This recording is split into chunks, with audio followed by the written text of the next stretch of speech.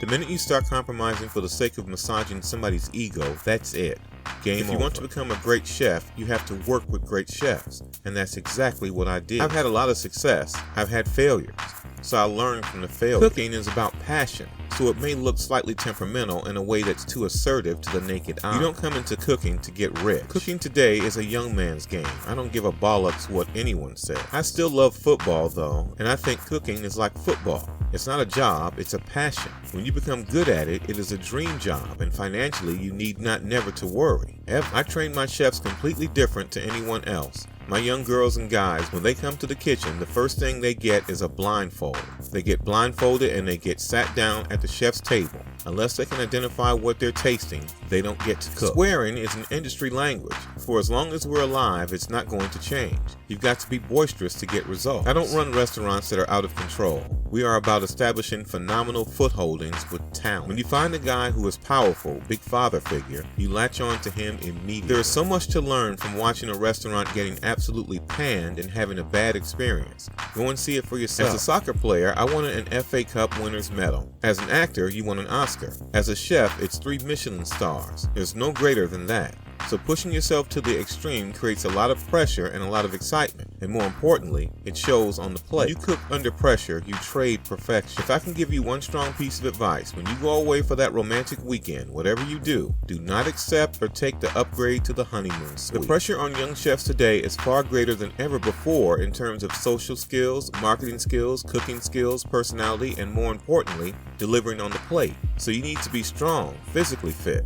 So my chefs get weighed every time they come into the kitchen. I suppose your security is your success, and your key to success is your fine palate. Kitchens are hard environments, and they form incredibly strong characters. I can spot within the first 15 minutes of a young chef in the kitchen whether they're passionate, cooking with their eyes, their left and right hand side, their posture, holding a knife, excitement, and developing the palate. I've never been one for pondering or questioning and thinking. Waste of time. Dust yourself down and get back up. Put your head down and work hard. Never wait for things to happen. Make them happen for yourself through hard graft and not giving up. Anyone can open a restaurant. You just need a dinner party where someone's pissed and someone says, "Hey Tom, you should open a restaurant. This food's delicious." My mom doesn't enjoy sometimes listening to me tell staff off, and I say to my mom, it's a kitchen, not a hairdressing salon. That journey to coming back to the very top is better than actually being at the top. You find out so much about yourself and who your friends are. What's frustrating more than anything is when chefs start cutting corners and believe that they are incognito in the way that they send out appetizers, entrees,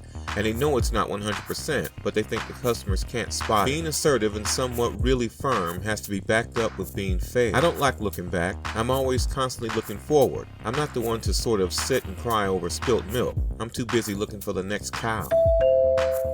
I cook, I create, I'm incredibly excited by what I do. I've still got a lot to achieve. When you're a chef, you graze. You never get a chance to sit down and eat. They don't actually sit down and eat before you cook. So when I finish, the first thing I'll do, and especially when I'm in New York, I'll go for a run. And I'll run 10 or 15K, and I run to gain my appetite. I am what I am. A fighter. I act on impulse and I go with my instincts. There's a bond among kitchen staff, I think. You spend more time with your chef in the kitchen than you do with your own family. We are about creating a new wave of talent. We are the Manchester United of kitchens. Am I playing full-time in the kitchen?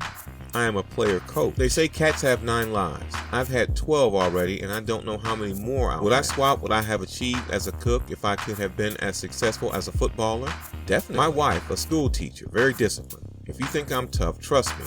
And wait till you see when the children are on the naughty step. It's hilarious. So we decided that I'm going to work like a donkey and provide amazing support for the family. I've never been a hands-on dad. I'm not ashamed to admit it. But you can't run a restaurant and be home for tea at 4:30 and bath and change napkins. I am a chef who happens to appear on the telly. That's it. I was a naturally aggressive left back. A cutthroat tackler. It's very hard when you eat out every day for a living and a new restaurant comes along and you haven't got the same vigor that you had 10 years ago. I'm not trying to take New York by storm. I just want to sneak in there, keep my head down, batten down the hatches, and cook. If I relaxed, if I took my foot off the gas, I would probably die. What I've instilled in the kids from day one is a work ethic. So the time we spend together is limited, but it's quality. The kids don't sit with us in first class. They haven't worked anywhere near hard enough to afford that. At that age, at that size, you're telling me that they need to sit in first class? No, they don't. We're really strict on that. Eating out doesn't have to be a formula. Eating out is about having fun.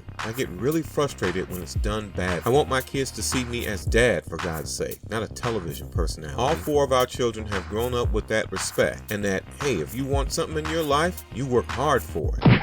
For what we're about to eat, may the Lord make us truly not vomit. This lamb is so undercooked it's following Mary to school. Chefs are nutters. They're all self-absorbed, delicate, dainty, insecure little souls and absolute psychopaths. Every last one of them. Why did the chicken cross the road? Because you didn't f***ing cook it. The problem with the Yanks is they are wimps. That level of frustration is healthy. If you don't give a f*** and you're not cautious about what you just delivered, that tells you a lot about where you're going to go in this industry. Big time. I don't think it's a good advert for any restaurant, a fat chef. And secondly, who wants to order dessert when the chef's a fat pig? This is a really tough decision, because you're both crap. You use so much oil, the US wants to invade the f***ing place. I get frustrated and f*** off and wound up with idiots quickly, so I get straight to the point. Cut the bullshit. That's healthy. My industry, I'm sorry to say, is full of muppets. If one of my daughter's boyfriends asked me for a pint in a couple years' time and said, hey, Mr. Ramsay, I'm thinking of setting up this burger chain. Would you be interested in investing? You can f***